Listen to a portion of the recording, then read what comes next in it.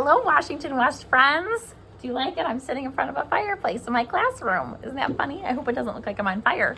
But I wanted to read you a story today. This is one of my favorite Christmas stories because it's about sharing what you have. We all have something we can share or give to someone else. This one's called Mr. Willowby's Christmas Tree, and it's by Robert Barry, and it's a super good one. You ready? I'm excited to share it with you today. Look at, he's going timber. He cut the tree down. Mr. Willowby's Christmas Tree. Mr. Willowby's Christmas tree came by special delivery.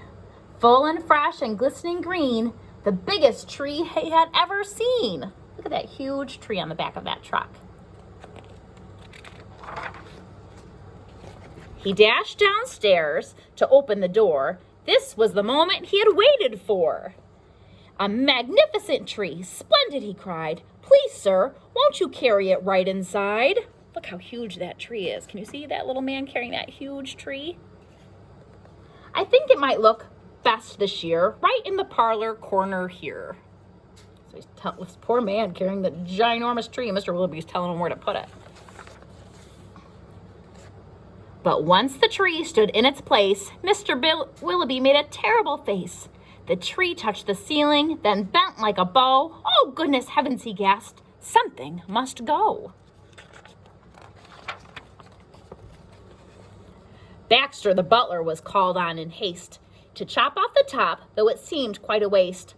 That's great, Mr. Willowby cried with glee. Now we can start to trim my tree.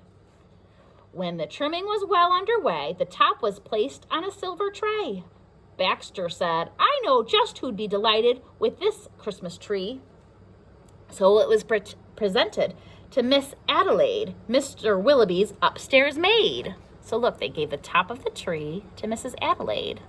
That was nice. She'll appreciate it. And look, she set it up in her little apartment. Won't this tree be a pretty sight when I have trimmed it later tonight? But the top, oh dear, I'm so afraid will have to be cut, sighed Miss Adelaide. Look, it's even too big for her apartment. And so with scissors sharp and long, she snipped off the top, then she hummed a song. The top was set out the very next day in back of the house to be thrown away. That little tree top, can you see? That little tree top caught the eye of Trim, the gardener, passing by. He certainly was not about to see that little tree thrown out. He hurried home straight away to see what Mrs. Trim would say. Fa-la-la-la, surprise, surprise. His wife could not believe her eyes. But our house, she said, is so snug and small, I do not believe we need it at all. And before Tim had a chance to shout, she cut off the top and she threw it out.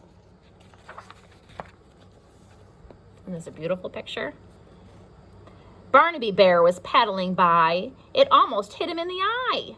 Now, who would throw a tree away so very close to Christmas Day? I'll take it home. That's what I'll do. Look, Mama Bear, I have a present for you. Aw. They all keep sharing it, huh?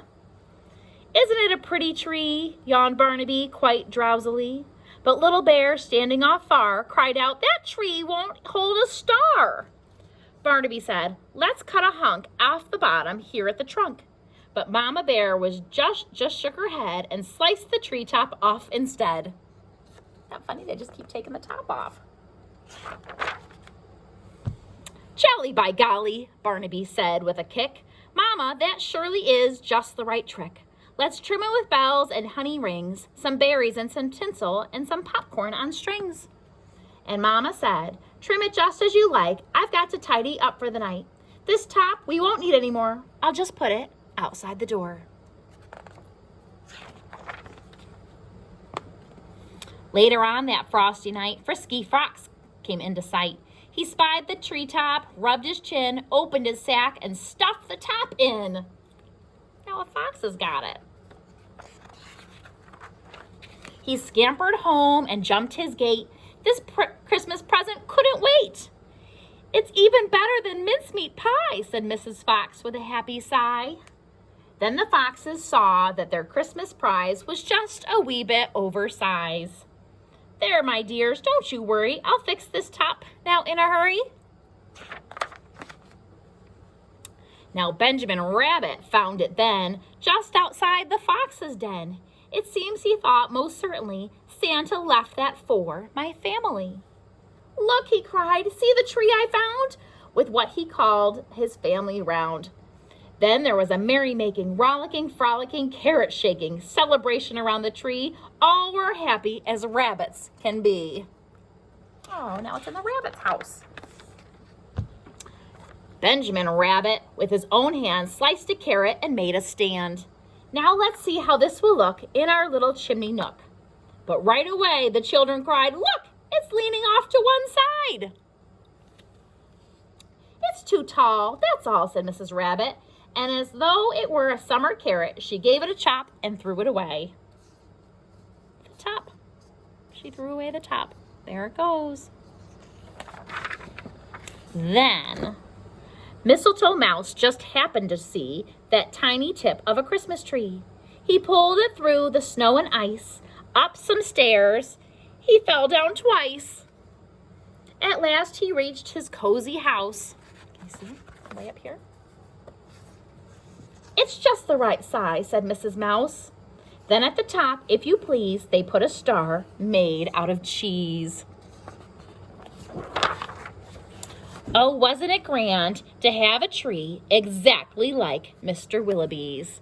And I love this picture because look, here's Mr. Willowby's big tree. And then look, can you see the mice's house? And they have their tree too. And all of it was part of Mr. Willowby's tree. They just kept taking the top off the tree. I hope you enjoyed the story, boys and girls, and I hope you have a wonderful Christmas. We'll see you soon. Bye.